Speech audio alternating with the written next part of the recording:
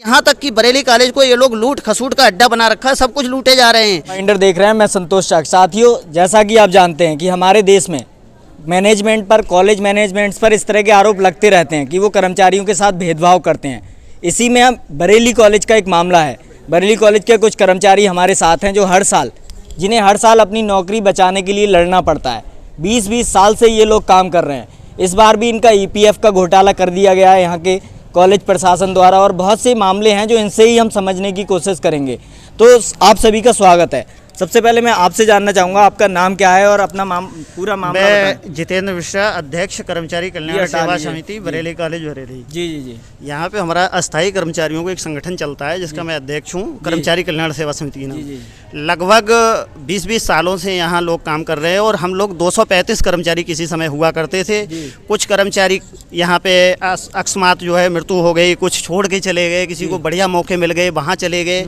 सब कुल मिलाकर के अब हमारे यहाँ इस समय वर्तमान में 162 कर्मचारी हैं। लंबे समय से हम लोग मांग कर रहे थे कि कम से कम भारत सरकार द्वारा घोषित न्यूनतम वेतन है वो तो देना चाहिए, न्यूनतम से भी मजदूरी क्या है वो तो मिलना चाहिए। बड़ी बड़ी स्ट्राइक इस दौरान हम लोगों को मैनेजमेंट से करनी पड़ी और उस स्ट्राइक के दौरान प्रबंध समिति का बरेली शहर का एक माना हुआ पूंजीपति, इस मैनेजमेंट का जिम्मेदारी उसे मिली। उसने जब से वो आया हमारे अस्थायी कर्मचारियों को परेशान करना शुरू कर दिया। एक सत्र में उन्होंने हम लोगों को सेवा से निकाला। हम लोगों ने 20 दिन इस महाविद्यालय के लॉक को बंद कर दिया, तालाबंदी रही। उसके बाद दूसरे सत्र में फिर उसने निकाला, फिर तालाबंदी रही, तीसरी बार निकाला, फिर तालाबंदी की। प्रशासन के दबाव में और हम लोगों की एकता के दबाव में उनको हमें बहाल करना पड़ा। उसके बाद हमने मांग उठाई कि यहाँ पे चोरी है, भ्रष्टाचार है, यहाँ पे बहुत बड़ी लूट हो रही है, तो उसको भी तय कर दिया। यहाँ पे जांच हुई, उच्च शिक्षा अधिकारी ने जांच की, उसमें भ्रष्टाचार पाया गया, लेकिन उस भ्रष्टाचार पे क्राइम ब्रांच में हम लोग मिले, अधिकारियों से मिले, आज तक कोई कार्रवाई नहीं हुई। और वही प्रबंधन का सचिव जो चोर सचिव है वो मैनेजमेंट संभाले हुए है, वो हमारे साथियों को लगातार परेशान कर रहा है। यहाँ तक कि उन्होंने कहा ईपीएफ और न्यूनतम वेतन हम मांग रहे हैं, लेकिन आज तक मानने के बाद भी ना तो न्यूनतम वेतन दिया जा रहा है और ना ईपीएफ का सही तरीके से पालन किया जा रहा है।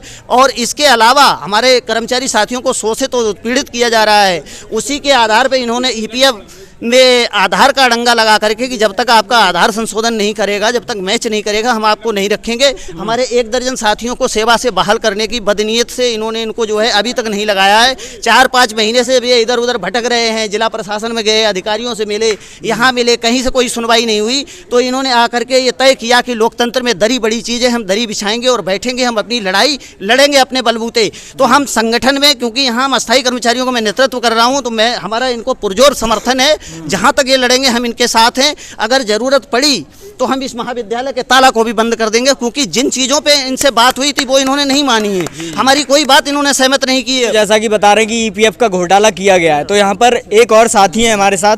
बताइए आपका क्या मामला है और क्या नाम है आपका, पूरा बताइए अपने मैटर। मेरा नाम जगदीश है जी। मुझे कई महीने से परेशान किया जा रहा है। जी। चक्कर कटवा रहे हैं कि आधार कार्ड ठीक कराओ, आधार कार्ड ठीक कराओ, मगर आधार पहले से जमा है तो मैं उसको क्यों बार बार कराऊं। जी। ये समस्या और नहीं हल हो रही है तो क्या करा जाए। मुझे तो आपको इतनी सी बात पर नौकरी से निकाल दे रहे हैं कि आधार कार्ड में कुछ दिक्कतें हैं। इसी वजह से समस्या ये आ रही है कि जानबूझ के मुझको घुमाए पड़े हैं जी। अब इसका हल तो यही निकाल सकते हैं। क्यों दिक्कत कर रहे हैं, मुझे क्यों परेशान किया जा रहा है। मेरे बच्चे भी हैं और मैं क्या करूँ। इस वक्त काम धाम वैसे ही नहीं लग रहा है। इतनी उम्र में मैं कहाँ जाऊँ, कोई काम नहीं लग रहा है इस वक्त, कहीं मिल नहीं रहा है तो मैं कहाँ जाऊँ। अब इतने साल मुझे हो गए, करीब 19 साल करते हुए नौकरी हो गई। ईपीएफ का क्या मामला है? जैसा कि भैया ने बताया कि 2016 से आपको ईपीएफ मिल रहा है, तो उसका क्या मैटर मिल रहा है? ईपीएफ मेरा अभी काटा ही नहीं है सर। कुछ लोगों को काटा है जी, उन लोगों, और मेरा अभी नहीं काटा है। जब नौकरी भी नहीं ले रहे तो काटा कहाँ है अभी। अच्छा, ईपीएफ भी आपको नहीं दे रहे? अभी नहीं दिया है मेरा। आप बताइए आपका क्या नाम है और क्या मैटर है? सर नाम है मेरा। 6 महीने से मुझे परेशान करा जा रही है, चक्कर और चक्कर लगाया जा रही है, कोई मेरी सुन नहीं रहा है। मैं बहुत परेशान होके मैंने इसी मारे दड़ी बिछाई है, आंदोलन में बैठा हुआ हूँ। तो कौन आपको परेशान कर रहा है? कॉलेज का मैनेजमेंट है, प्रिंसिपल है? सीधे बताएं। साहब परेशान कर रहे हैं और यहाँ के अधिकारी परेशान कर रहे हैं। मुझे नौकरी पे नहीं ले रहे हैं, सेवा वाली नहीं कर रहे हैं। मेरी क्या दिक्कत बता रहे हैं? आधार कार्ड मेरा थोड़ा गड़बड़ है, तो इस चक्कर से कह रहे हैं तुम आधार सही कराओ। आधार सही नहीं हो रहा है तो मैं कहाँ से सही कराऊँ साहब। तो इसको तो कॉलेज प्रशासन बाद में भी कर सकता है, इतनी सी बात पर क्या नौकरी से निकाल रहे हैं? इसी बात का तो समझ में नहीं आ रहा है मेरे साहब। क्यों परेशान करे जा रहे हैं? 22 साल हो गए मुझे सर्विस करते हुए जी।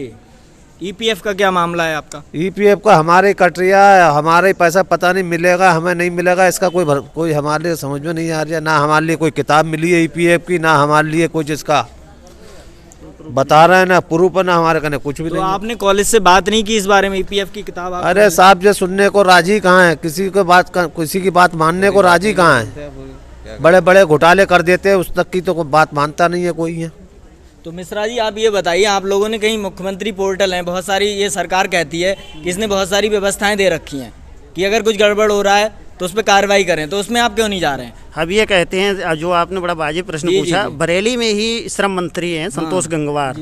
और बड़े शर्म की बात है कि बरेली कॉलेज जो एशिया का इतना बड़ा महाविद्यालय है, उसमें लंबे समय से हम लोग मांग कर रहे हैं जिन चीज़ों के लिए, उसको तो श्रम मंत्री को तुरंत लागू कराना चाहिए। जब आप अपने बरेली शहर के एक बरेली कॉलेज में इन चीज़ों को लागू नहीं करवा पा रहे हैं, तो पूरे भारत सरकार, पूरे देश में आपने ठेका ले रखा है, आप पूरे देश की समस्याओं का निराकरण कैसे कराएंगे जब आप अपने बरेली शहर की जिसमें आपकी पत्नी कुछ यहाँ के बोर्ड में शामिल हैं, उन कर्मचारियों की समस्याओं का आप निराकरण नहीं करा पा रहे हो, और आप श्रम मंत्री हैं। बड़े शर्म की बात है। मैं तो कहता हूँ अगर संतोष गंगवार जी में जरा सी भी हया बची है तो वो बरेली कॉलेज के कर्मचारियों को मामले को तुरंत दिखवाएं कि यहाँ पे श्रम के नाम पे कितनी बड़ी डकैती डाली जा रही है। तो इस मामले में आप लोग डीएम से या हम लोग शासन से बात नहीं किया? हमारी आवाज डीएम से लेके कमिश्नर तक, कमिश्नर से लेके मुख्यमंत्री तक, ऐसा कोई भी नहीं है जहां हमारी आवाज नहीं पहुंची है, क्योंकि जितने जितने बड़े आंदोलन इस महाविद्यालय के अंदर हमने कर लिए हैं, शायद उत्तर भारत में कहीं किसी ने अभी तक नहीं किए होंगे। 22 दिन इस महाविद्यालय का ताला बंद रहा, केवल एक ही डिमांड पे कि साहब हम लोगों को न्यूनतम वेतन दीजिए, लेकिन आज तक इस महाविद्यालय ने न्यूनतम वेतन नहीं दिया, और तमाम चीज़ों पे हमारी मांग हो रही है। और यहाँ तक कि बरेली कॉलेज को ये लोग लूट खसूट का अड्डा बना रखा है, सब कुछ लूटे जा रहे हैं। तो हमारी मांग है, अरे साहब हमारी चीज़ें हमें मत दो, लेकिन महाविद्यालय जो छात्रों के फीस से चल रहा है, जो यहाँ गड़बड़ कर रहे हो, घोटाले कर रहे हो, उस पर तो एक्शन लो। मैं कहता हूँ योगी सरकार से, आप भ्रष्टाचार के विरोध में काम करने की बात करते हैं, बरेली कॉलेज में तमाम भ्रष्टाचार हुआ है, तमाम चोरियां हुई, डकैती हुई, इन पर कार्रवाई क्यों नहीं हो रही है? क्या सरकार का संरक्षण प्राप्त है इन लोगों को? अगर कार्रवाई नहीं हो रही है तो इसका मतलब कहीं ना कहीं ये पूरी सरकार गूंगी बह रही है, ये पूरी व्यवस्था गूंगी बह रही है, ये पूरी व्यवस्था लूट पे टिकी हुई व्यवस्था, यहाँ कोई सुनने वाला नहीं है। मजबूर होकर के दरी बिछाई, और ये दरी तब तक बरेली कॉलेज में बिछती रहेगी जब तक यहाँ पे सारी चीजों पे रोक नहीं लगेगी। तो कितने अभी कर्मचारी हैं इनकी? हमारे जो संख्या है 162 की है। अभी जो और आंदोलनरत हैं वो कितने हैं? आंदोलनरत कर्मचारी ये 2 साथी हैं जिनको ये लग रहा है आर्थिक तंगी में है कि हमारा परिवार भुखमरी के कगार पे है, या तो हमको नौकरी वापसी किया जाए, नहीं तो हम आमरण अनशन करेंगे। और हमारा ये कहना है कि 162 कर्मचारियों को लंबे अरसे से हम मुख्यमंत्री जी के यहाँ भी मांग कर रहे हैं कि हमको विनियमितीकरण कीजिए, विनियमित कीजिए। पिछले की तमाम सरकारों ने उत्तर प्रदेश में लोगों को विनियमितीकरण किया है, 20-20 साल हो गए, आपने हमको परमानेंट नहीं किया। अब हमारे जो चीज़ें हमें मिलना चाहिए, श्रम मंत्रालय की ओर से जो चीज़ें घोषित है वो भी आप नहीं दे रहे हैं। तो इतने कम पैसे में कैसे गुजारा करें? कैसे महाविद्यालय में अपना पूरा जीवन हमने यहाँ अर्पण कर दिया और आप हमारा नहीं सुन रहे हैं?